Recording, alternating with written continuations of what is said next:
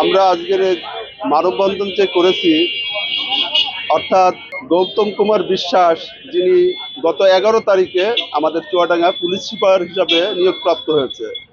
আমরা বিভিন্ন পত্রপত্রিকায় এবং তিনি যে সকল স্থানে কর্মরত ছিল, বিগত সরকারের আমলে বিএনপি, জামাত এবং অন্যান্য দলের রাজনৈতিক কর্মকাণ্ড বাধাগ্রস্ত তিনি করেছেন, আমরা পত্রপত্রিকার মাধ্যমে জানতে পেরেছি। সেই লক্ষ্যে বর্তমান জুলাই অভ্যন্তরের পরে আমরা যে রাষ্ট্র চাচ্ছি, সেই রাষ্ট্রের আলোকে একজন আমরা ভালো মানুষ চাচ্ছি। সেই হিসাবে আমাদের বর্তমান যে পুলিশ সুপার রয়েছেন, তিনি খুবই দক্ষতার সাথে চুয়াডাঙ্গা পরিচালনা করছেন। আমরা তাদেরকে সাধুবাদ জানাচ্ছি।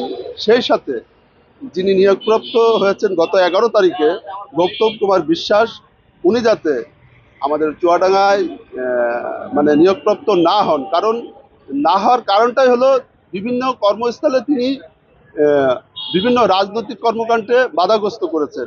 যেহেতু আমাদের এই জেলা সীমান্তবর্তী একটি জেলা, আমরা মানে মানে ধারণা করছি, যেহেতু আমাদের পার্শ্ববর্তী দেশ হলো ভারত, সে কোনো রয়ের সাথে জড়িত আছে কিনা সেটাও আমাদের কাছে প্রশ্নবিদ্ধ হয়েছে। তাই সাধারণ জনগণ এবং চুয়াডাঙ্গা জেলার জনগণের নিরাপত্তার জন্য আমরা তার প্রত্যাহার দাবি করছি। যদি তিনি প্রত্যাহার না হয়, আমরা জনগণকে নিয়ে পরবর্তী কর্মসূচি দিব ইনশাআল্লাহ।